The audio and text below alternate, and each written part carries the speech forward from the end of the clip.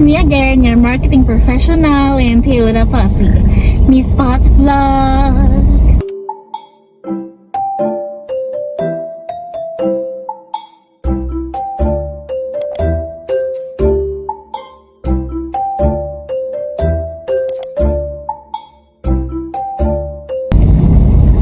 For today's video, napapansin ko masyado ng marami ang nag-a-apply sa akin ng mga OFW. Wow! And seafarer, yes. Yung mga nag-work abroad na mga clients ko, gusto ko sana kayong tulungan regarding po sa pag-apply ng car loan habang kayo po ay nasa ibang bansa. Yes. Habang kayo nag-work for your family. And syempre, kayo, mga OFW clients, alam nyo naman na mahal kayo ni Spot dahil laging best offer po ang naibibigay ko sa mga OFW natin dyan dahil kayo po ay isang tunay na bayani ng ating bansa and bayani sa ating pamilya. So, yeah. Maraming salamat po sa pagtangkilik kay Miss Pat. So bago ang lahat, sana i-subscribe niyo po ang aking YouTube channel at i-click ang notification bell para updated po kayo sa aking mga videos. Malay nyo, sooner or later, matulungan ko po kayo at isa sa mga videos ko makaka-relate po kayo. Ito namang video na ito is para po sa mga OFW nating mga kliyente dyan. And sa mga client natin na seaman na merong asawa or ka-live-in partner or anak dito sa Pilipinas. Yan ang topic natin for today. Unahin ko muna po yung OFW na meron pong asawa. Yan. Definitely, ma-approve naman po kayo. Pero yung inyo pong asawa ang ipapakuha natin ng auto loan dito sa Pinas. Depende rin po yan sa padala po ninyo sa kanila kung nasa magkano at kung ano po yung prefer po na unit po ninyo. So, for example, you're going to pursue a Avanza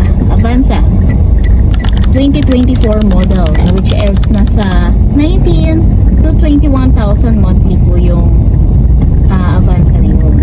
Definitely, dapat po yung inyo pong asawa ay nakakatanggap ng remittances sa inyo every month, at least nasa 65,000.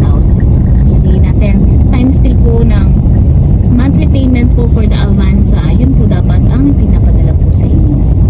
And pwede naman po kayo declare na po borrower na doon. Yun nga lang, since wala po kayo dito para mag-sign ng mga documents, ang inyo pong asawa ay pipirma ng affidavit of marital consent, which is nakalagay doon na kayo po ay hindi makakapirma pero kayo po ay mag-asawa. So kailangan lang magbigay din po ng inyo pong wife or husband sa amin ng marriage certificate. Must be clear po dapat yon, yung copy na yon. And kayo ay magsasubmit bilang asawa ng isang passport kung kayo ay OFW or seaman. Passport po clear, kasama po doon yung inyong passport number at yung pirma po. Clear copy po yun. So, kung ang inyo pong asawa ay nakakatanggap na ng remittance, second naman po, no? At meron po siyang source of income maliban po dun sa remittances. Halimbawa, siya ay employed. Nagtatrabaho na siya as a teacher at kumikita ng nasa 30,000 monthly. Sabihin natin, ganun po yung kita po ng inyo pong asawa. Mas maganda po yun. Dahil po, mapapatunayan din natin na bukod po sa remittances na naipapadala po ninyo sa kanya, so kahit mga half lang na remittances, okay lang. So, possible, kung 60k, 30k, okay lang. Then, yung halimbawang kinikita po as salary ng inyo pong asawa ay 30,000. So, ang total gross income po ninyo is nasa 60,000. Plus additional pa po, syempre, kung magkano po yung nasa kontrata po ninyo bilang isang OFW or seaman. So, paano naman yung mga kliyente natin dyan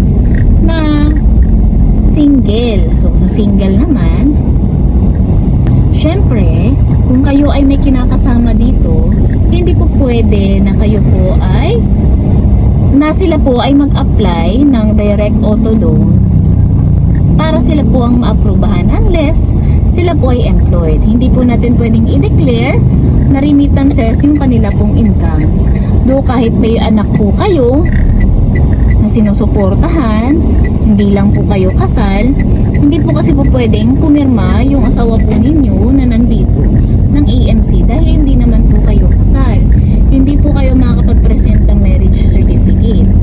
So, ang mangyayari, kailangan po ni OFW na umuwi dito sa Pinas para makapag-sign ng mga loan documents.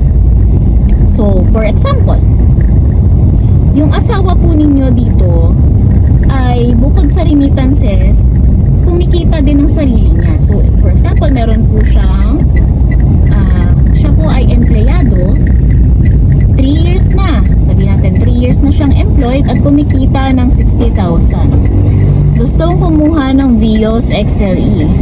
Though may kapasidad naman po siya sa pagbabayad ng kanyang loan, hindi lang po siya madedekleran ng kanyang co-borrower. So sabihin natin siya ay maaaprubahan, ngunit sa mataas na percentage po ng approval. So example,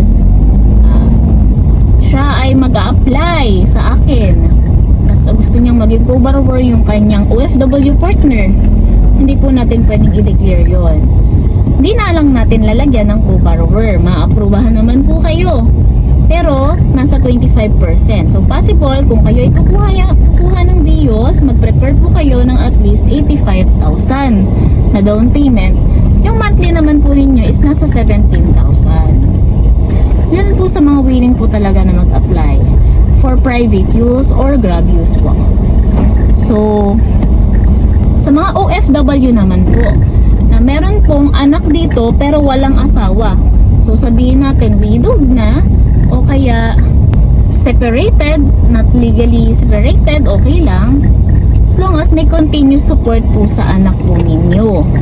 So, example, yung anak po ninyo ay may trabaho naman, tapos pandagdag allowance na lang po niya is yung pinapadala po sa inyo, pwede rin po siyang mag-apply.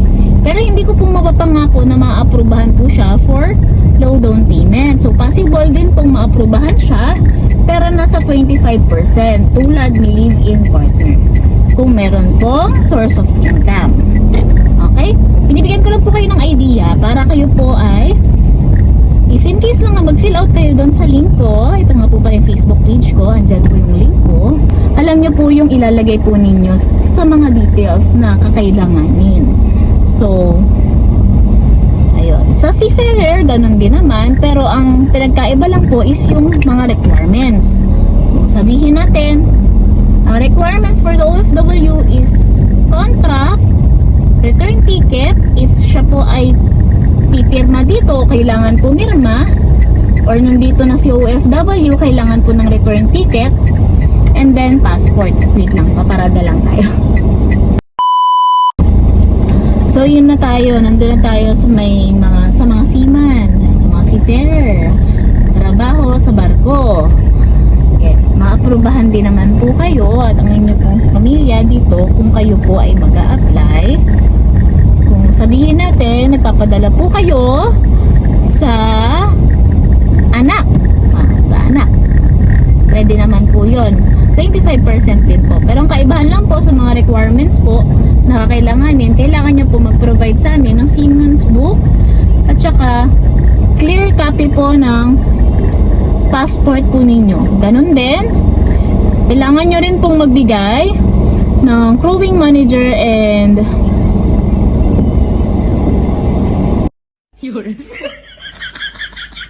ng details ng crewing manager tsaka contact number po.